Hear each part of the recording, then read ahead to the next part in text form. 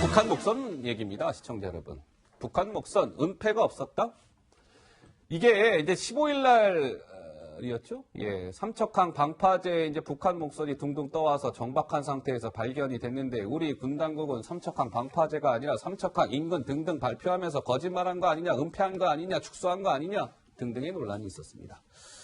자, 국방부가요, 이제 뭐 시끄러워지니까 합동조사단이라는 걸 꾸려서 조사를 쭉 해왔습니다. 그 결과가 내일 발표될 것 같습니다. 미리 언론에 좀 공개가 됐습니다. 하나하나 좀 뜯어보겠습니다. 자, 김민지 기자. 먼저 합동조사단이 어떤 결론을 내렸다고요? 일단 진행 상황은 지난 주말 동안 열심히 이제 보고서를 작성해서 이르면 내일 발표를 하게 되는데요. 그동안 뭐 이제 얘기가 나왔던 경계 작전의 어떤 문제점 이런 것은 일부 확인을 했지만 브리핑 과정에서 이 사건을 의도적으로 축소하거나 은폐하거나 했던 의혹에 관련한 것은 확인하지 못했다. 이런 결론을 내린 것으로 이제 알려졌습니다. 자, 그렇다면 이게 납득이 되십니까, 정 의원님? 우선 의도적으로 축소하거나 은폐하지 않았다. 그 부분은 문제가 없다. 확인하지 못했다는 게 지금 합동조사단의 결론인 것 같습니다. 내일 아마 공식적으로 브리핑을 통해 전해질 것 같은데요. 그동안 이렇게 고개를 갸우뚱하는 일이 많았는데 군 합동조사단은 축소, 은폐한 정황을 발견하지 못했다. 문제가 없었다라는 결론을 내렸다는 건데요. 정 의원님 어떤 생각 되세요? 처음에 군 합동조사단이 구성될 때부터 예. 결국은 이런 결과가 나오리라는 예측이 그렇게 어렵지 않았었습니다. 단지 처음에 합참에서 발표할 때는 경계상으로도 전혀 하자가 없었다고 발표를 했죠. 근데 지금은 문제점을 경계 작전에 대해서는 식별했다. 그런데 은폐, 허위 의혹에 대해서는 확인하지 못했다 이렇게 나오거든요. 예. 근데 군 합동조사단이라는 데가 뭐냐면 국방부 감사관실 그리고 육군 해군 관계자 뭐 이런 사람들로 구성이 돼가지고 해군 1함대 뭐 23사단 뭐 이렇게 해갖고 조사를 했다는 거 아니에요? 예. 결국은 자기들이 자기를 조사한 셀프조사, 이른바. 셀프조사가 됐는데 그리고 더 재밌는 거는 예. 그 과정에서 청와대 행정관이 국방부 브리핑을 할 때 뒤에서 마치 또 청와대에서 안 온 것처럼 서 있었다는 거에 대해서도 예. 전혀 조사가 없었고 그럼 윗선이 누구냐 하니까 뭐 윗선에 대해서는 조사할 입장이 아니고 조사할 권한이 없다 이렇게 나오는 거거든요. 예. 그러다 보니까는 이제 나가는 그 검찰총장이 이런 말 하지 않습니까? 양복 웃도리를 흔들면서 이게 어디서부터 흔들리는지 보라고 그런 그 일화가 있었는데 국방부가 정말 이 군 지휘부가 정말 문제가 있는 것 같습니다. 많은 병사들이 대한민국의 국방을 위해서 지금 애쓰고 있는데 예. 이 군 수뇌부, 군 지휘부의 이런 태도 때문에 네. 국방부에 대한 불신이 늘어가고 있다는 점은 좀 아셨으면 좋겠습니다. 자, 그동안 이 목선 문제와 관련해서 또 하나의 이제 은폐 축소 의혹의 연장선상에서 이제 이런 좀 논란이 있었던 것이죠. 그러면 군 당국이 축소 은폐하면서 그 발표를 하는 과정에 그게 실무자선에서 결정을 했겠느냐. 그 윗선, 예를 들면 정경도 장관이라든지 박한기 합참 의장이라든지 군 수뇌부가 지시해서 이루어지지 않았겠느냐라는 퀘스천 마크가 있었던 거 아니겠습니까? 그렇죠? 예. 야당에서는 이런 목소리를 주장해 왔습니다. 먼저 그 목소리 듣고 오시죠. 지난 6월 28일에 우리 진상조사단이 국방부와 합참을 방문했을 때 합참 의장은 놀라운 사실을 증언했습니다. 대책회의를 마치고 올라가면서 이제 합참은 여기에 대한 대응은 손을 떼라. 배경에서 할 거다. 이런 제보가 있는데 사실인가라고 본 의원이 물었을 때 사실이라고 이야기했습니다. 대한민국의 합참 의장에게 본인 소관의 업무에서 보도자료에 손을 떼라고 누가 지시했는지에 대한 진실을 밝혀야 합니다. 그러니까 북한 목선이 입항한 게 15일이었고요. 여기에 관한 첫 브리핑이 17일입니다. 이 3일 동안에 이제 간극이 있었는데 이 17일 첫 브리핑에서 삼척항 방파제를 삼척항 인근이라고 뭔가 바꿔서 발표를 한 일이 있었잖아요. 이 3일간 그 3일 사이에 정경도 장관과 박한기 합참 의장이 3번이나 회의를 했다고 합니다. 그렇기 때문에 이 회의 과정에서 뭔가 군의 어떤 사건에 대한 축소, 은폐에 대한 합의가 있지 않았냐 이런 얘기가 나오는 건데 더 문제가 된 것은 합동조사단은 이 군 수뇌부에 대한 조사를 하지 않았다는 그런 문제점이 지적되고 있습니다. 근데요, 이게 참 문제라고 지적되는 부분은 이런 거죠. 국방부 그러면 합동조사단이 꾸려졌는데 그 국방부 합동조사단에서 그 상사인 장관을 조사할 수 있겠습니까? 장관 이리 와보세요 해갖고 그 조사할 수 있겠어요? 그러니까 야권에서는 국방부 합동조사단의 이런 조사를 뭐하라고 하는 거냐? 이럴 거면 조사를 왜 하느냐? 이거 국민들한테 눈 가리고 아웅하려고 하는 거 아니냐? 뭐 좀 이런 비판이 나오더군요. 그렇죠. 당연히 그렇습니다. 예. 저는 잘 이해가 안 되는 게 국방부 합조단이 이제 합수단이 결과를 발표한다는데 조사 대상을 보면 나와요. 조사 대상에 가가지고 지금 경계작전만 섰던 8군단, 예하의 23사단, 육군, 그다음에 해군 1함대 사령부, 그다음에 해경 정도 받겠죠. 예. 거기 있는 사람들은 경계 태세가 어떻게 되는지만 확인하는 수밖에 없잖아요.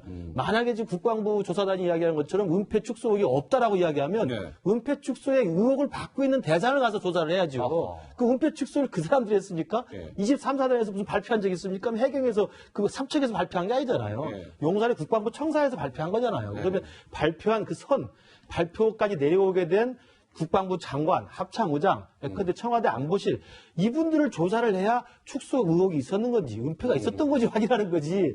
경계 근무에 열심히 섰던 사람들이 약간 경계 근무에 좀 문제가 있었다 식별이 되지요. 근데 그분들한테는 축소 은폐 의혹이 없지요.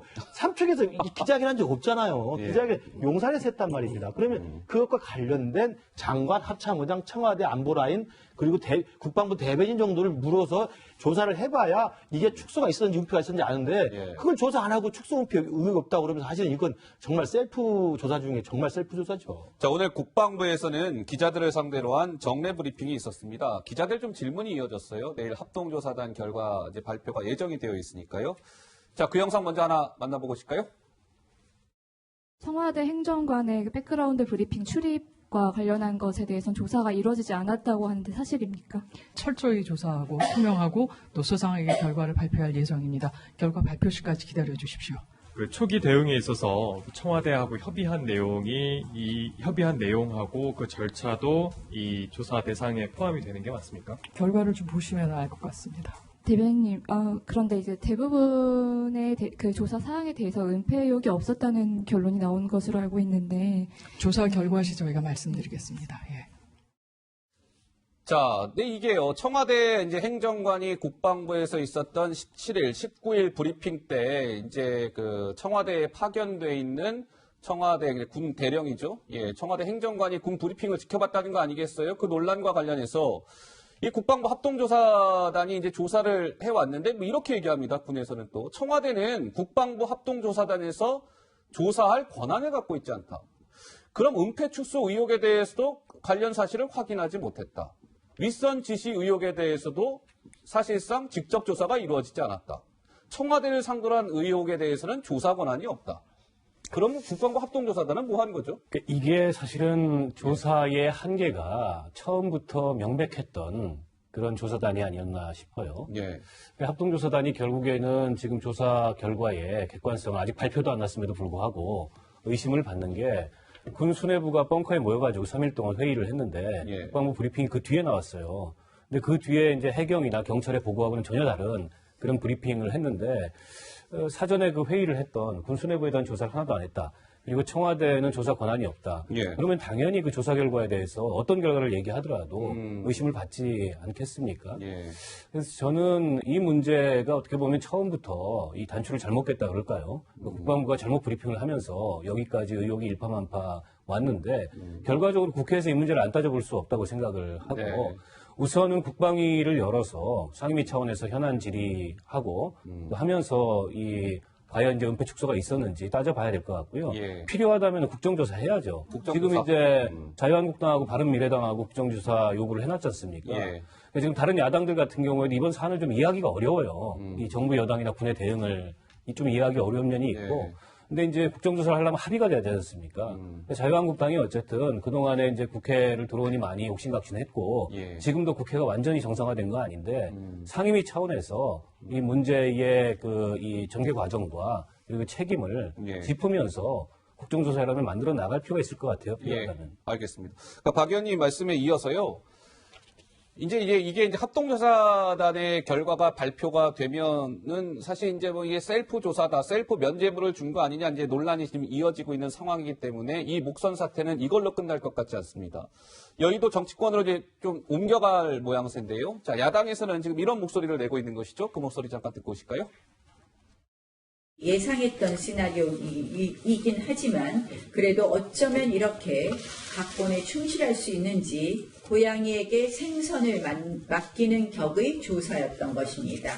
더불어민주당에게 촉구합니다. 혹여나 합동조사단 발표를 내세우면서 국정조사를 거부하는 무책임한 모습은 보이지 말아 주십시오. 청와대 안보실 행정관에 대해서는 조사 자체를 아예 하지 않았다고 하니 보름이 넘도록 대체 뭘 조사했다는 것인지 묻지 않을 수 없습니다. 청와대와 국방부는 지금 삼척항 방파제에 정박한 것이나 삼척항 인근에서 발견한 것이나 거기서 거기라며 은폐 조작 사실을 끝까지 부인하고 있습니다. 북한 목선 은폐 조작 사건은 국정조사가 불가피합니다. 근데 여기 또 하나 지금 난관이 생겼어요. 저 한국당하고 바른미래당에서는 이거 합동조사단 이거는 안 된다. 국정조사를 통해서 밝혀내야 된다 그랬는데 민주당이 안 된다. 국정조사 받을 수가 없습니다. 수용할 수가 없습니다. 상임위원회나 이런 데서 따지면 되지. 무슨 또 국정조사까지 해서 하려고 합니까? 납득하기 어렵습니다. 민주당은 못 받겠다고 그러는데요. 지금 당장은 이제 민주당으로서는 거부 의사를 밝혔고요.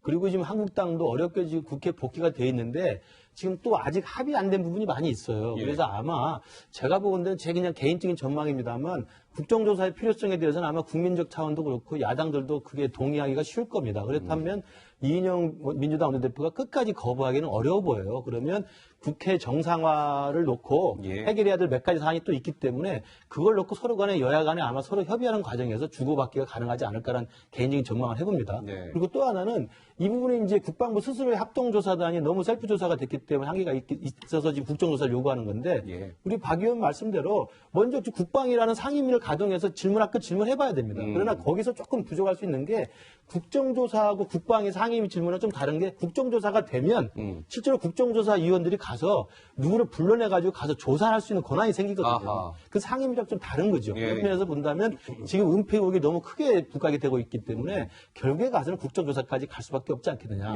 물론 국방위를 먼저 하는 것도 수순이라고 봅니다만 예전에 2016년에 최순실 사태 처음 생겼을 때 검찰 내 특별수사본부 만들어 특수본이 먼저 수사를 했습니다. 근데 수사가 결국 국민들의 양에 차지 않으니까 결국 특검으로 갔거든요. 그러니까 결국 그런 것들의 규칙을 주목해 본다면 결국 국조로 갈 수밖에 없지 않겠느냐 생각합니다. 국조로 갈 수밖에 없다. 국정조사를 갈 수밖에 없지 않겠느냐. 하긴 뭐 그도 그럴 것이 이게 목선 사태가 너무 생각보다 커졌고요. 사실 이게 뭐 은폐, 축소, 뭐 윗선 지시 의혹, 청와대 개입 의혹까지 막 뭐 전방위로 번졌기 때문에 사실관계를 어떻게든 밝혀내야 할 것으로 보이긴 합니다. 자, 조금 다른 얘기 해보겠습니다, 시청자 여러분.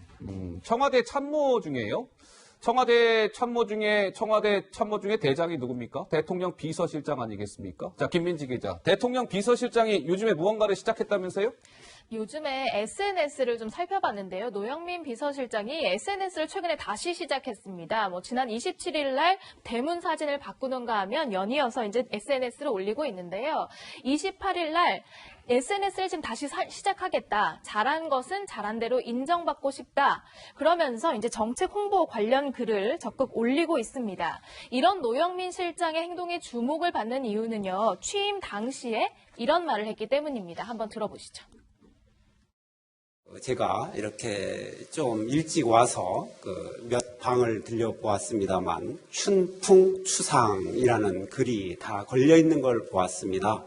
정말 우리 비서실 근무하는 모든 사람이 되새겨야 할 그런 사자성어라 이렇게 생각을 하고 있습니다. 실장이 됐든 수석이 됐든 비서일 뿐인 겁니다. 그것을 항상 잊지 않도록 노력하겠습니다. 자, 노영민 비서실장이 이제 취임 초에는 이제 SNS 자제령을 내렸는데 이제 정작 본인이 소셜미디어 활동을 시작했다는 것이죠. 그런데 여기에서 문재인 대통령이 또 등장을 합니다. 노영민 비서실장이 소셜미디어에 글을 올리자 응원의 박수를 보낸 사람이 있습니다. 다름 아닌 문재인 대통령이었습니다. 노 실장이 SNS를 다시 시작했다. 많이 응원하고 소통해달라. 이 얘기인즉슨 대통령이 청와대 참모진들의 소셜미디어 활동을 사실상 독려한 것이다. 우리가 이렇게 해석할 수 있을 것 같은데요. 이게 바람직한 겁니까? 어떻습니까? 글쎄 요새 그 SNS를 통해서 트럼프가 김정은과의 그 판문점 회동이라는 아주 그 커다란 이벤트를 만들지 않았습니까? 예. 그래서 아마 청와대에서도 이 SNS가 효과가 있다라고 생각을 해서 사실은 원래 이 비서진들이 아까도 나오지만은 비서는 입이 없다 해가지고 비서는 입이 없다. 의견을 그렇게 표출하는 그런 그 비서들의 행태가 아니었었는데요. 그 적극적으로 이제 그 홍보하라라고 이렇게 대통령까지도 강조하는 거는 대통령이 잘 하고 있는데 잘 홍보가 안 됐다라는 인식도 있는 것 같고요. 예. 그다음에 두 번째로는 SNS가 참 효과적이라고 생각하는 것 같습니다. 아하, 예. 그리고 세 번째로는 SNS를 그 청와대 비서진들한테 독려해가지고 지금 보면은 뭐 조국 민정수석은 말할 것도 없고 예. 김현종 안보실 2차장 뭐 또 안보실의 뭐 비서관 이런 사람들도 그 안보실 지금 직원들까지도 지금 화면에 나오고 적극적으로 있습니다. SNS를 한다는 예. 거는 특히 그 북미 정상회동을 전후로 해가지고 이거를 그 청와대가 그 생각하는 대로 전파하지 않는다면 그 안 된다라는 어떤 절박감도 일정 부분 작동하는 게 아닌가 예. 이런 생각이 들었습니다. 예, 그 소셜 미디어가 이제 효과적인 거는 이제 정 의원님 말씀대로 효과적일 수 있죠. 근데 청와대 참모들이 이렇게 안보실 직원들까지 사실 안보실 직원들은 잘 나서지 않잖아요. 뭐 여러 가지 이제 보안상의 이유 때문에 잘 나서지 않는데 안보실 직원들까지도 지금 나오고 있는 것처럼 실명으로 소셜 미디어에 이런저런 글들을 올린단 말이죠. 그러니까 이게 어떻습니까, 김 교수님? 역대 정부에서도 이랬었나요? 뭐 이제 지금 문재인 정부가 열린 청와대 아. 이를 지향하고 실제로 이제 국민들과 직접적 소통을 위해서 다양한 방법들을 모색하잖아요. 그런 맥락에서 본다면 청와대에 근무하는 비서진이긴 하지만 공직자로서의 비서진뿐만 아니라 또 자연인으로서의 비서진이기 때문에 저는 자연인으로서 개인적인 SNS 활동하는 것을 뭐라고 할 수는 없다고 봅니다. 예. 소소한 일상의 어떤 일들을 올릴 수도 있고 자기의 감회나 단상이나 뭐 느낌을 올릴 수도 있는데 지금 문제되는 것은 이제 비서실장부터 시작해서 청와대 안보실 라인에 이르기까지 이제 자기 업무와 관련된 일들을 이제 홍보하겠다는 건데 저는 그것도 뭐 이해가 될 수 있다고 봅니다. 왜냐하면 정부로서 홍보 창구가 있긴 하지만 네. 국민들에게 직접 할 수 있는 것들 해라 그래서 할 수 있는데 문제는 안보실이 갖는 특수성이라는 게 있기 때문에 조금 조심할 필요가 있다. 그러니까 예. 지금 여기 나온 김현종 차장이나 최종건 비서관 같은 경우는 저도 가끔씩 올려놓은 걸 제가 SNS에서 아, 봤는데 그렇군요. 예. 자기 업무와 관련돼서 여러 가지 이야기를 하고 있어요. 물론 저도 도움이 되는 것도 있습니다. 네. 그러나 그것을 경계를 잘 잡아서 해주길 바라고 더 하나 제가 문제를 지적하지 않을 수 없는 건 조국 수석은 이런 말을 하면 안 된다는 거죠. 조국 수석이요? 민정수석의 관할도 아닌 걸 김현종 차장이나 최종건 비서관이 사실 네. 안보실 관련된 이야기이기 때문에 네. 이번에 판문점 회동을 적극적으로 이야기할 수가 있습니다만 네. 조국 수석을 이런 이야기 하는 건 제가 볼 때 부적절하다? 또 이야기에 구설스러웁니다. 그러니까 네. 자기 민정수석 역할이나 제대로 하시고 민정수석과 관련된 업무와 관련해서 국민들이 홍보할 게 있으면 좀 하시길 바랍니다. 아니 그래서 알겠습니다. 그런 이유 예. 때문에 애초에는 참모가 나서면 대통령 진위가 훼손되니 SNS 하지 말아라 그래놓고 지금 하면서 이런 얘기가 나오잖아요. 미국에서는 트럼프 대통령이 주로 하기 때문에 논란이 되더라도 트럼프에서 시작하고 트럼프에서 끝날 수 있는데 이 SNS의 내용을 가만히 이렇게 들여다보고 있으면 지금 무슨 생각을 하는지 무슨 전략 전술을 갖고 있는지가 그대로 보입니다. 예. 자, 청와대 참모들의 소셜미디어 활동이 좀 활발해지고 있다. 뭐 이런 내용까지 짚어드렸습니다. 자, 다음 주제로 넘어가 보겠습니다. 이번 주제 역시 화면으로 준비되어 있습니다. 보고 오시죠.